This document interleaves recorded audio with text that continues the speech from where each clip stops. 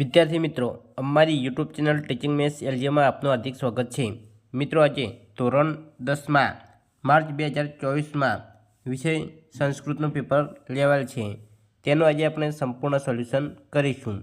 જો વિદ્યાર્થી મિત્રો તમે પૂરેપૂરો વિડીયો જોશો તો તમને પૂરેપૂરો ખ્યાલ આવશે અને તમારું જે સંસ્કૃતનું પેપર આવે છે તેમાં પણ તમને ખૂબ જ ઉપયોગી સાબિત થશે.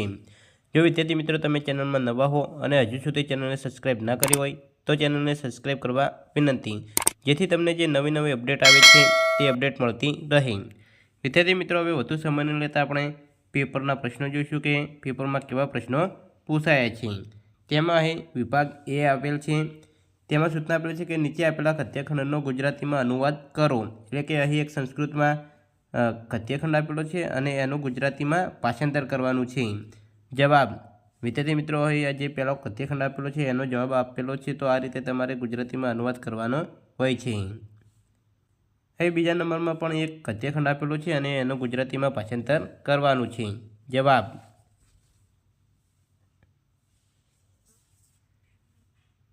નીચે આપેલા સંસ્કૃત પ્રશ્નોના ઉત્તર વિકલ્પમાંથી સંસ્કૃતમાં લખો. 3. ભોજસ્ય કૃતિ કેન આસિત? જવાબ આવશે બી. ભોજવ્યાકરણ. 4. કેશા જનાના પ્રગતે બાધિતા ભવતી? તેનો જવાબ આવશે બી. વ્યસની જનાનામ. 3. ઇંધનાની જલેન સમયિત્વા કન્યા કે પ્રાપ્તવતી? તેનો જવાબ આવશે એ. કૃષ્ણાર્ગારન. નીચે આપેલા પ્રશ્નોના ગુજરાતી ભાષામાં જવાબ લખો. 6. લેખકે મનુષ્યને કાષ્ઠખંડ જેવા શા માટે કહ્યા છે? જવાબ: વિદ્યાર્થી મિત્રો, અહીં જવાબ આપેલો છે તે તમે જોઈ શકો છો. 7. કન્યાએ શક્તિકુમારોની ભોજન રુચિ કેવી રીતે વધારી? જવાબ: તો શક્તિકુમાર જમતો હતો ત્યારે કન્યાએ વચ્ચે વચ્ચે વિવિધ ખાદ્ય વાનગીઓ વગેરે પદાર્થોનું સરુચિપૂર્ણ વર્ણન કરીને શક્તિકુમારની ભોજન રુચિ વધારી. 8. યુદ્ધમાં વપરાયેલા અસ્ત્ર શસ્ત્રોથી શું શું પ્રદૂષિત થઈ ગયું હતું? જવાબ: તો યુદ્ધમાં વપરાયેલા અસ્ત્ર શસ્ત્રોથી બધી જ વસ્તુઓ પ્રદૂષિત અને ઝેરી થઈ ગઈ હતી. નીચે આપેલા વિષય પર ટૂંક નોટ લખો. 9. શક્તિકુમારની પરીક્ષા યોજના. જવાબ: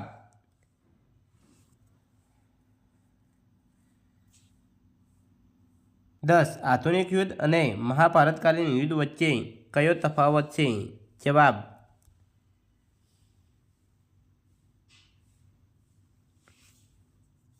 નીચે આપેલો કથ્યખંડ વાંચી અને પ્રશ્નના ઉત્તર સંસ્કૃતમાં લખો. વિદ્યાર્થી મિત્રો, તમને કોઈ એક કથ્યખંડ એટલે કે ફકરો આપેલો છે અને એના આધારે અહીં 4 પ્રશ્નો આપેલા છે, તો તમારે આ ફકરો વાંચી અને પ્રશ્નોના જવાબ આપવાના હોય છે. જવાબ: વિદ્યાર્થી મિત્રો, અહીં જવાબ આપેલા છે તે તમે જોઈ શકો છો. વિભાગ બી. નીચે આપેલા પદ્યખંડનો ગુજરાતી ભાષામાં અનુવાદ કરો. વિદ્યાર્થી મિત્રો, અહીં 12મા પ્રશ્નમાં એક પદ્યખંડ આપેલું છે અને એનો ગુજરાતીમાં અનુવાદ કરવાનો છે. જવાબ: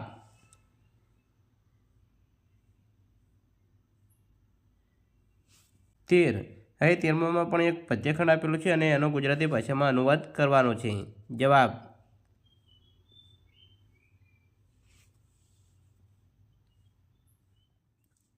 નીચે આપેલા સંસ્કૃત પ્રશ્નોના ઉત્તર વિકલ્પમાંથી સંસ્કૃતમાં લખો. 14. કવે કે યચતે? તો તેનો જવાબ આવશે એ. ભદ્રમ.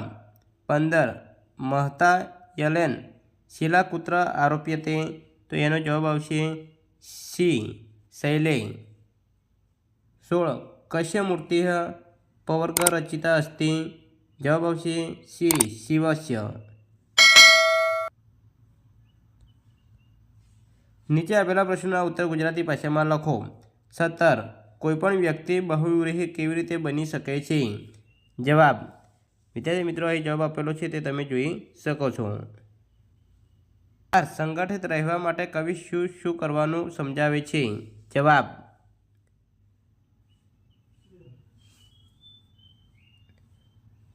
ભક્ત શું શું નથી જાણતો? જવાબ: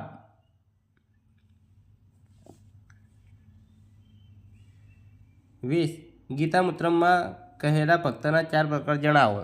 જવાબ: શ્લોક પૂર્તિ કરો. હવે વિદ્યાર્થી મિત્રો શ્લોક પૂર્ણ કરવાનો તમને પૂછાય છે, તો તેમાં 21માં આપેલું છે કે સર્વે ભવતોથી શરૂ કરી અને ભવેતઃ ત્યાં સુધી શ્લોક પૂર્ણ કરવાનો છે. તો જવાબ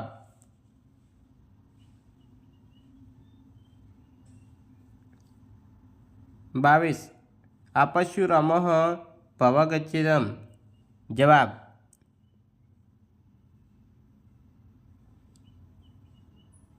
23 વિવાદેથી શરૂ કરીને ભવાની સુધી શ્લોક પૂર્ણ કરવાનો છે. જવાબ